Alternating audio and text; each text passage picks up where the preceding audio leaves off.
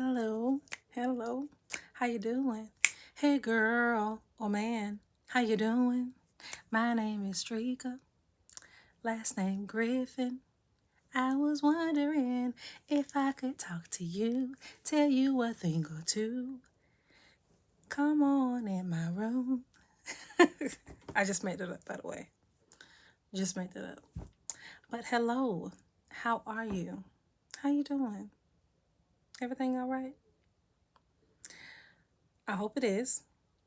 And I hope you're having a great week. I hope that everything is going well for you. Everything's going well for me. I know it's been a while since I've done a video, but I wanted to check in with you. Check in to see how you're doing, how life is going. And I wanted to talk about a very interesting topic for this day. So, what we're going to talk about today is how to become the love of your life. Now, when I first heard this statement said to myself, because I started saying it about a few years ago, like, I am the love of my life, I am the love of my life, knowing the words, but not really knowing the impact that it would make on me, my life, decisions, relationships, all those things. So this is, of course, this is just from my experience and helpful tips that I've been able to give myself, that I've been able to share with other people in hopes that it'll help you too.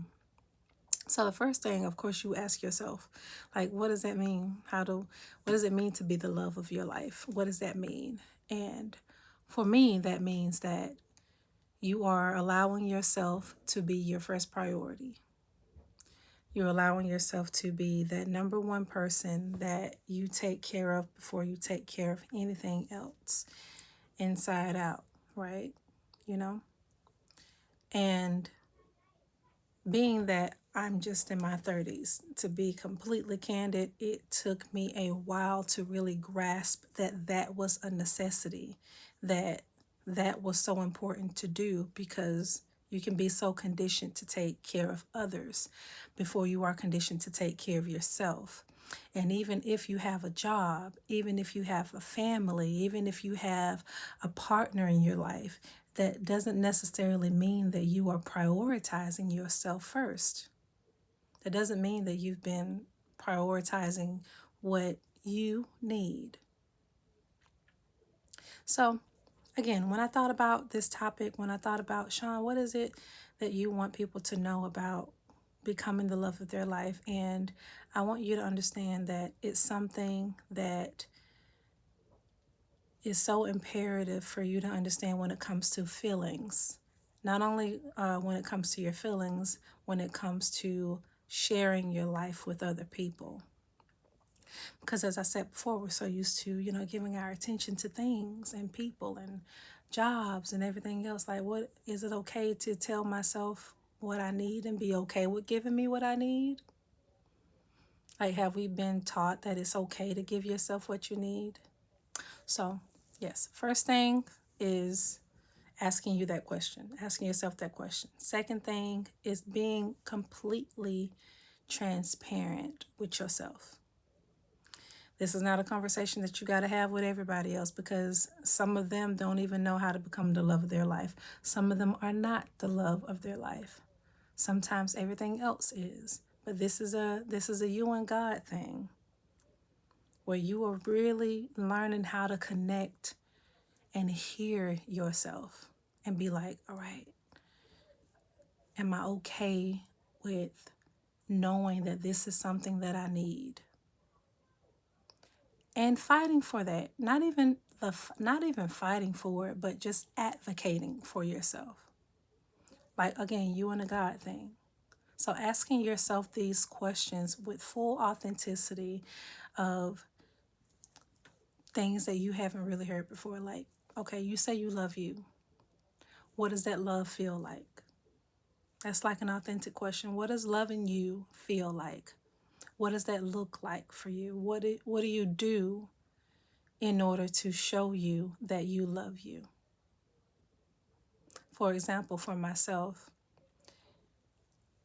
they say that you shower, you do this, you do that, as far as like the things you're supposed to shower. But I do like the more self-care things, like I tend to my skin, I speak life into myself. I say wonderful things. I write love letters to myself, like different things that help me to remember that I'm advocating for myself. And I talk to myself all the time. All the time. It ain't weird. It's not. It's not weird to talk to yourself because God is listening. God is listening to you when you speak. So yeah, basically you're just asking yourself, like, what is it that I show myself that means that I love myself? And what does that feel like? Again, what does that feel like for you? Like when you are going about your days or when you're having moments in your life, are you really able to absorb that feeling of love that you give to you? Not anyone else, but what you give to you. And that can coincide with your health, your mental health, physical health, emotional health, spiritual health, all those things that go into love is an example of love. There are so many ways that you can show yourself that you love yourself, but being that you are your own individual, you find that out with you having a conversation with you. I'll be repeating it sometimes, but I just wanted to emphasize it in like different ways so you can understand what I'm saying. And the next thing is how do you speak to you? If you are the love of your life, that means you are your best friend. And what does it mean to feel that you're your best friend? Like, of course, we hear other people say like we got our best friends. We all have that other best friend. But knowing how it feels to be your best friend is something that you should definitely encourage yourself to really embrace this year. Like if you are your best friend, what do you do to show that you know that you're your best friend? What does that feel like?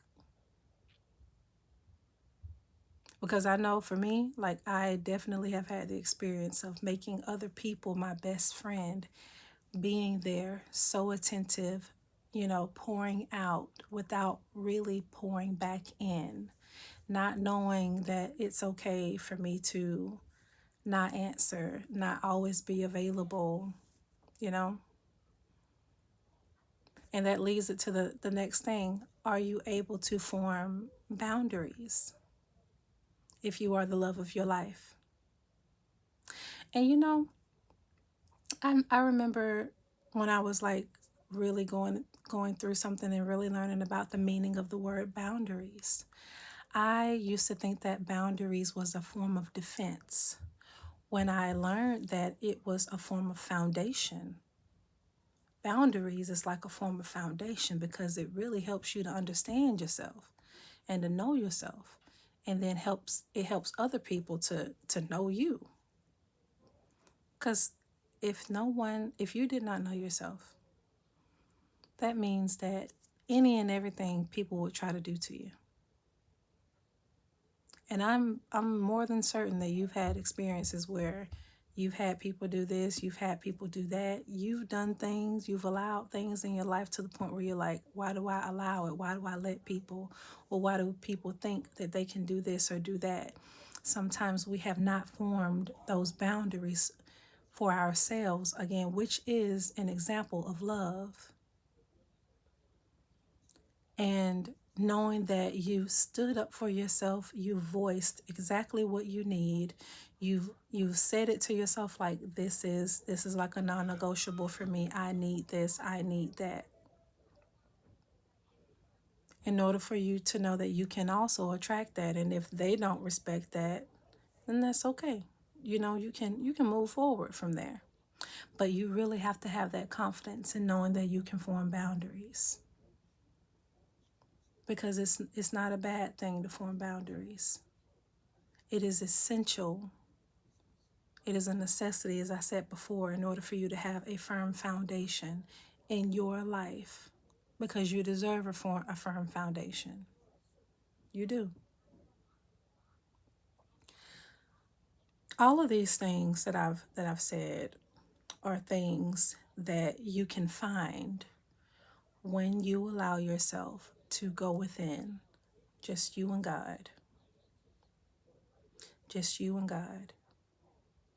Having these everyday conversations where you're able to go into silence sometimes, you know, be okay with going within and asking those questions of when you do reflect, or even if you don't reflect, but knowing your desires and not feeling like it ain't worthy of happening. Because again, we've all been there, to the point where the world can try to tell you that you're too much, you're asking for too much, when in reality you're just asking for what you're asking for. And it's okay to ask for what you're asking for. Sometimes you're just asking the wrong person. Sometimes.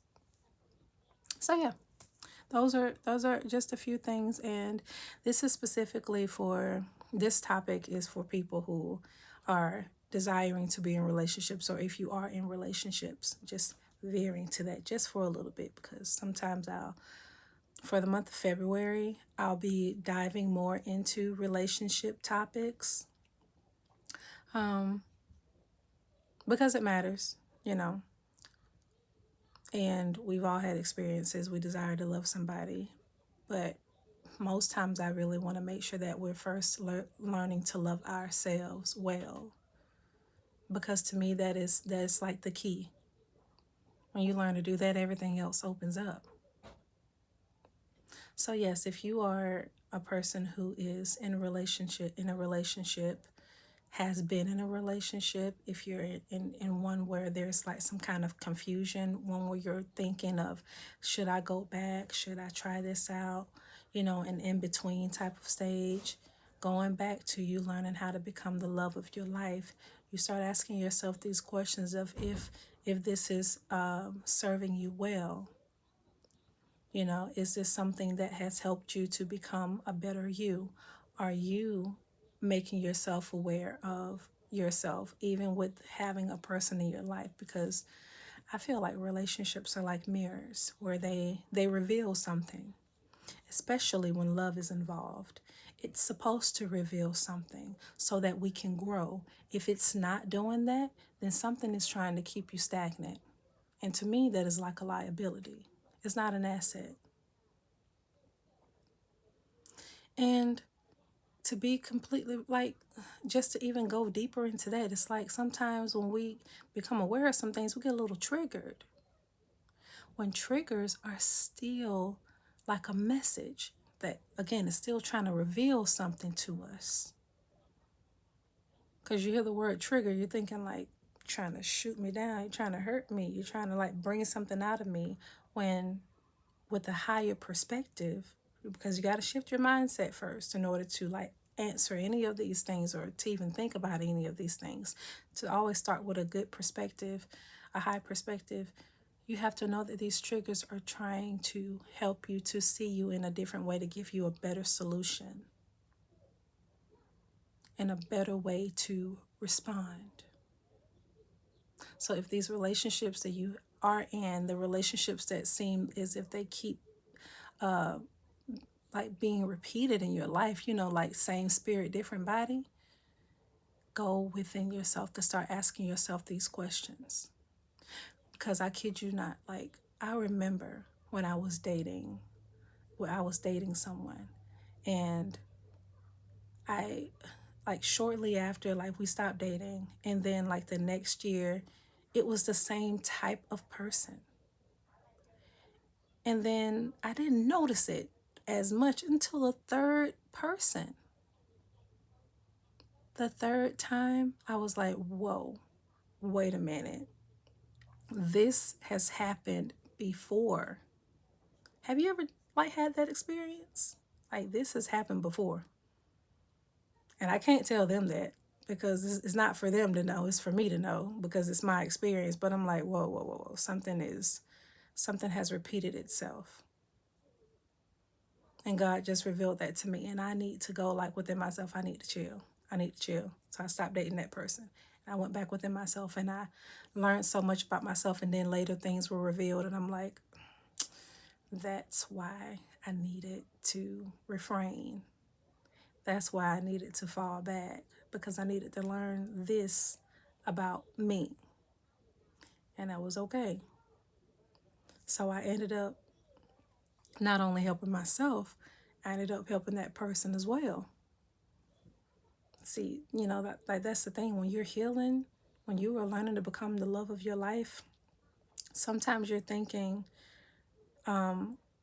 on the surface that you could potentially hurt somebody. Like, I don't want to hurt nobody. Like, I don't want to, like, I don't want them to feel no kind of way. Man, it's like you can be so selfless.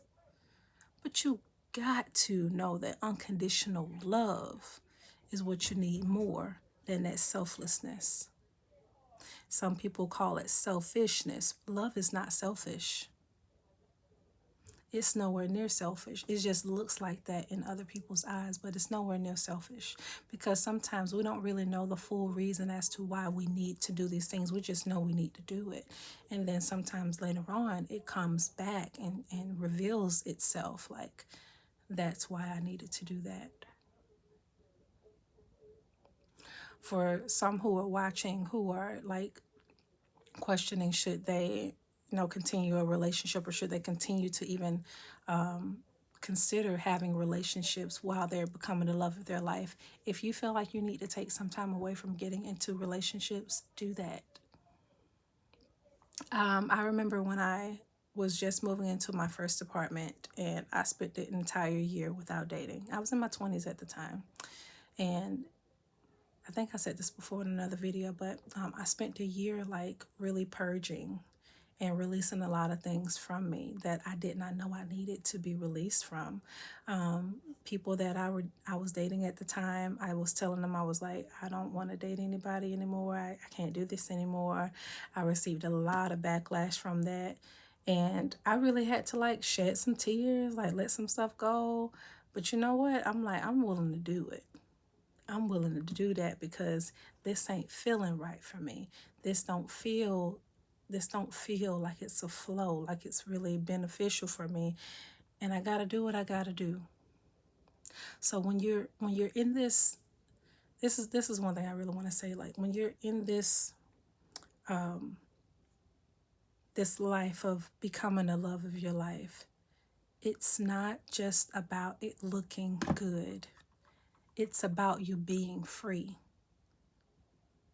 So it's like knowing how to shake some stuff off, letting some things go, becoming aware of some things, having some nights where you do have to cry, having some days where you have to, just be a little quiet. It's kind of like starting out having like a little rehab. That's how I see it, like becoming the love of your life, because you're so used to making everything else the love of your life. So now you got to go into like a love rehab, like going back and seeing you, removing all those things that have tried to be attached to you and be like, love me, make me your first priority, make me matter. And that doesn't necessarily just have to be people. It can be people, places, substances, things, habits, all those things. Even something that you would consider an addiction. It can be all of those things that tries to become the love of your life, or that has been the love of your life. You are worth loving. You are worth caring for. You are worth investing in the highest ways. Which goes to my next one. I won't do too many, but I'm going to end it with that one. Like knowing that you are your best investment.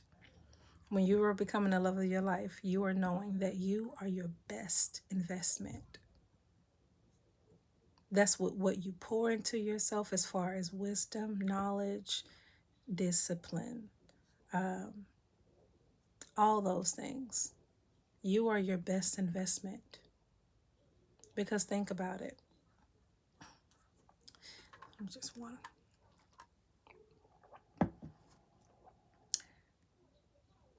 from the moment we were born up until this very moment right now of you watching this video, you've purchased so much knowledge from everything, many things.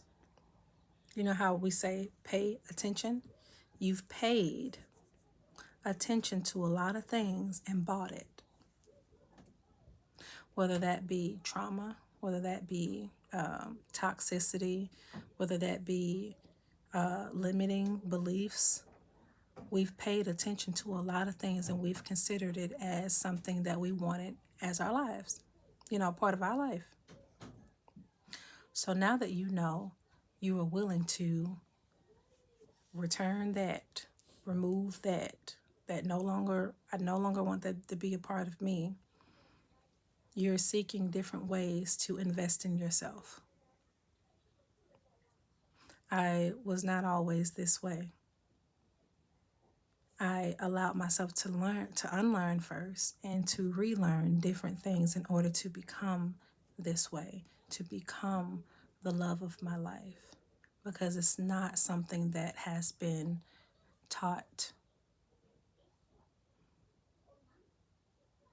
It's not. It's to me. It's a wonderful journey. It's one where you, even though it looks physically as if you're alone, you're never alone. And you'll always hear me say that. You'll always hear me remind you of that you're never alone in this. But it is one where and you should definitely be grateful. I mean, more than anything, that this is your responsibility, that no one has this responsibility of telling me how to be the love of my life. Or even having your faith, like no one can do that for you. And that's such a good thing. I'm so glad that no one can teach me how to become the love of my life or make other things the love of my life. Or me giving that ownership over to someone else. That's what I'm saying. Like me giving that power over to someone else to be like, teach me, like show me. Everything is like a source of inspiration. Just like your faith.